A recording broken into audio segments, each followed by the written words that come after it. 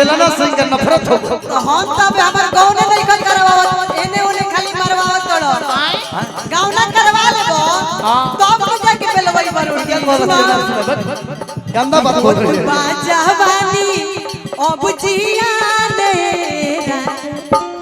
मारवावत मतलब मुंह पिटवावला कुछ कहला सिया तोहरा के गलत बुझल दादा माफ कहीं माने एने ओने मुंह मारवन कर करे के का कहल जाई कहल जा ठीक मुंह के मुंह कहलू हो तब हम साथ काट बोली मेरा कहले कि एने ओने मारवावत गलत है बाजावानी अब जियाने राजा जी लगू हमरा तू रात भर मंच पर नौटंकी करो घरे खाली हम बैठ के रोटी बनाई तो का करब के मीठी मीठी बात ना बोलाव राजा जी कि अपन बेलना तू अपने अपन बेलना तू अपने हिलाव राजा जी अब आओ में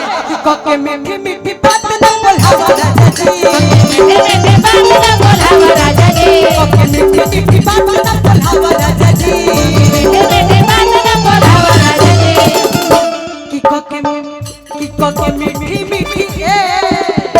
इतना लोग जितना लोग बैठल भाई जाए बेलना के मरम सब बात अपना अपना मेहरारू के लोग फुसला के जाई होई आ मैं मेहरारू काल कहिया सर कि के मीठी मीठी बात ना बोलाव राजा जी मीठी मीठी बात ना बोलाव राजा जी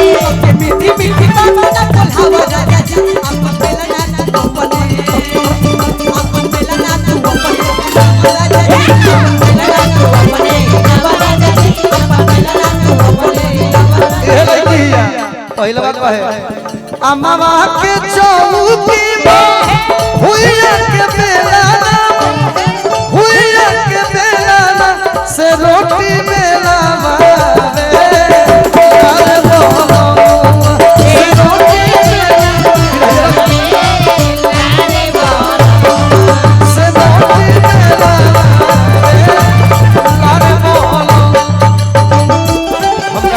ये अपना सखी से पहले बेलना तारा पहले ठीक लगे हम अपन भाई भोला अरे बैठ के खाली हिलाई तू कुछ और हिलाव अरे बाप रे बाप अरे हमरा तू ए जाके हे कर हिलाव तोड़ा पीछे से आगे से दाएं बाएं हम खाली बेलना हिलाई तार बाप बेलना हिला के भेजल कि घर भर के बना के खियाव राजा जी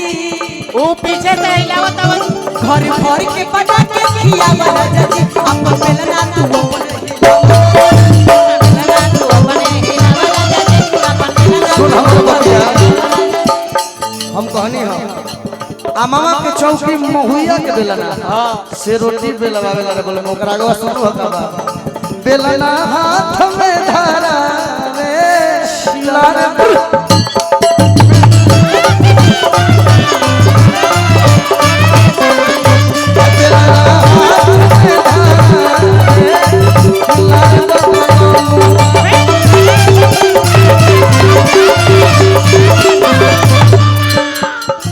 रुक रे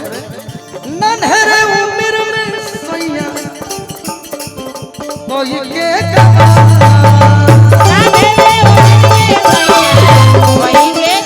ये बेलना के बात करतिया जब अपना नैहर से चल रहे तो ई बेलने मांग के रहे ई कह के ई कौना बहाना से गौना कइलो कि भैया भौजी अरे संग में अरे हम सुती अंगनवा तू ही कहल रहो भैया से कह दे रे भौजी भैया से कह दे रे भौजी कद से मुर्गा बनवा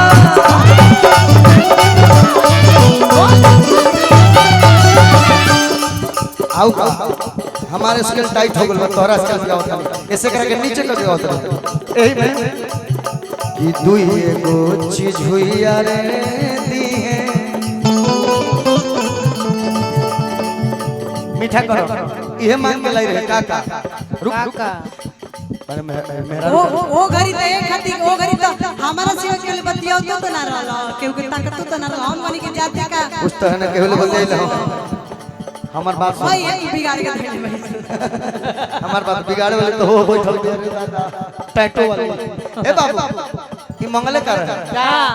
कि दुई एगो छिछुइया रे दीहा आरे चौकिया बेलनवा वाह अपना भैया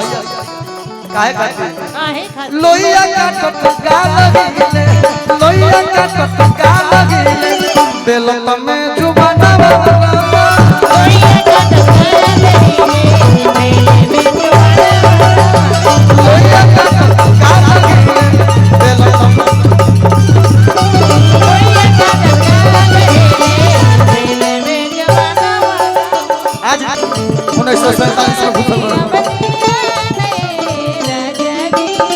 भूत भजानी अब जिया रे राजा जी गवनमा कोहिले गवनमा कोहिले देहिया गवनमा कोहिले देहिया सुनो गवनमा गवनमा कहिया कोहिले गवना करब तब न रोटी मिलबै सुन रे लबरी झबरी झगड़ा है बोलो चढ़वा के सुन पहले बतिया झगड़े केला में तो पता चला हमार बतिया सुनो गावना ले जाके कहता हूं हां मुखिया बियाह करा देला सब प्रधानवा हां जी ऐसे ओकरा से कहता का हो नहीं खे पसंद हमारा होय घर वाली सुन मुखिया जी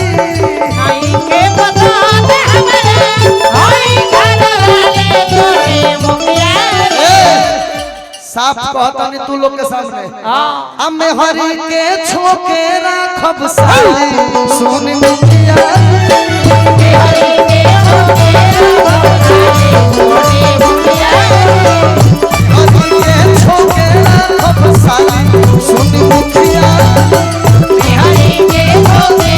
अब साले तोरे मुखिया इनकर हाल हो बाटी तू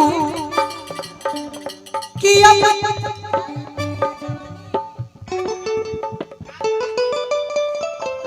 बजाओ बजाओ ओ बुझाए पिया जवानी हम चला रे बलवाना ओ बुझाए हम चला रे बलवाना कि एगो न चलिए कागा एगो न चलिए कागा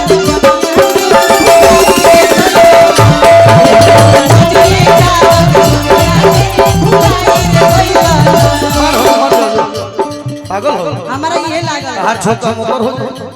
बौराया हो आहा जब मरद से में हो लड़ने दिन भर झगड़ा करती है जब मरद से में हो लड़ने अरे रुक रे तो तू लोग कहलो तब हमार मजा बहरी भारत में हरे करने पड़े बता हरे बोले पड़े जब मरद से में हो लड़ने भारत में हरे करने पड़े यही हमरा ने मेरा रुकई वाह आज लेना छोड़ल हमरा हटा के छोड़ माइरे हम ना जाए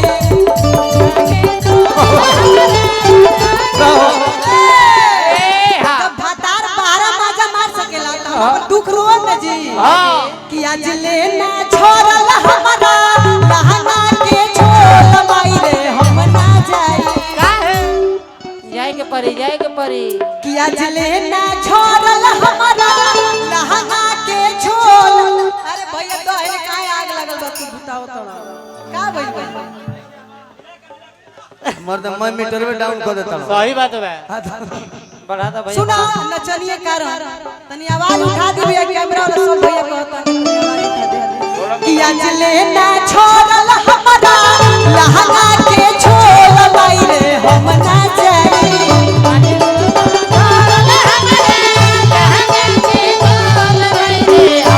आज लेना छोड़ल हमरा लहंगा के छोड़ माइरे हम ना जाई अरे में चंदन बकलोल आइले हम ना जाए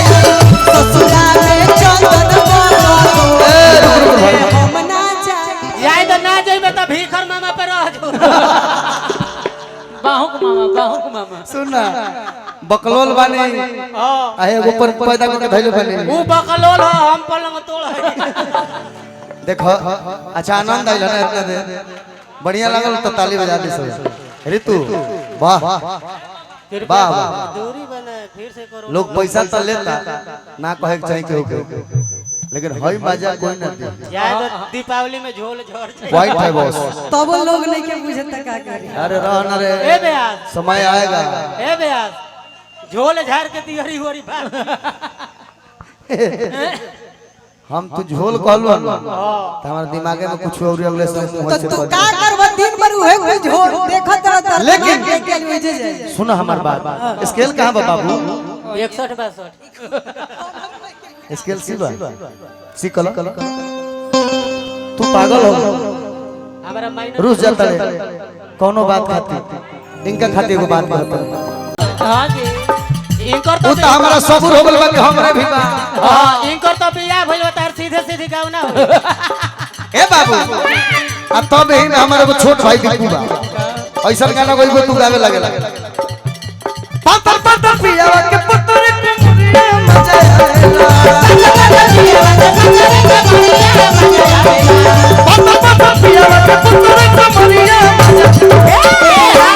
तो ऊ गावे कि जब धरयो कवरिया अरे मजा आवेला धरे कवरिया मजा आवेला ना मजा कैसे कमर में बा कैसे कि पता पता पिया के पतर कवरिया मजा आवेला पातर पातर पिया पतर कवरिया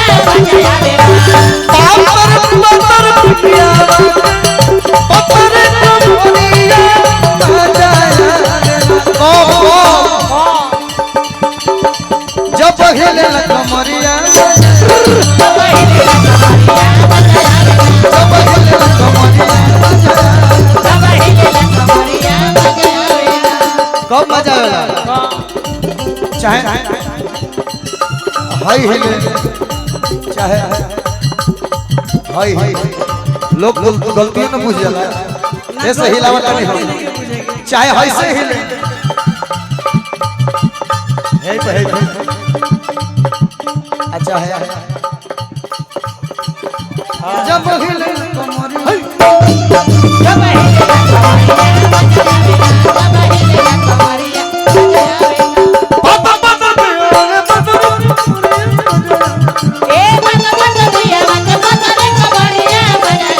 जब हिले कमरिया मजा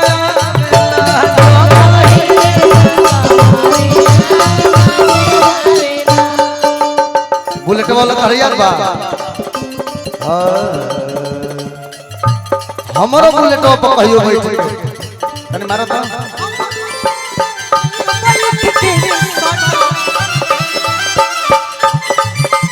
कहियो बैठ के सदा बेगिना बोल बोल रे पत्थर ये गायिका है इस मंच से मैं अनाउंस करता हूँ उसका नाम ये गाना मैंने भी नहीं सुना था लेकिन जब ये गाना रवीना रंजन गाई तब मैंने सुना अब पता ना ओकरा का जादू बा लड़की के आवाज में कौन गाना उठा गा दी बिरहा गावेली बिरहा में वायरल हो बड़ी बड़ी माने सरस्वती माई के कृपा बा वो सब लड़की आगे बढ़सन भगवान पर बने वाला लोग हमरा पसंद ना जैसे ही लड़की हमरा खूब निमन लगे ये बनस गावे दे चल हमारा हमरो बोल के दिखाबा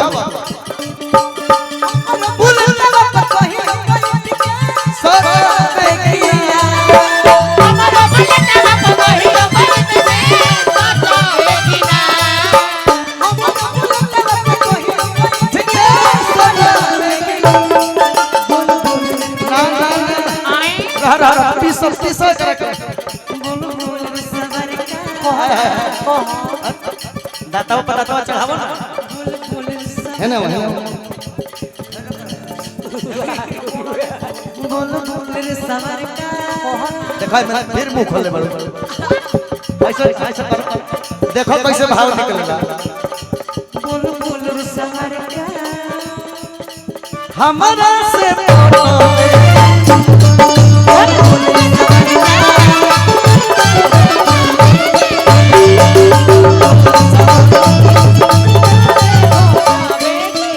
सुनो फुसिलाओ मत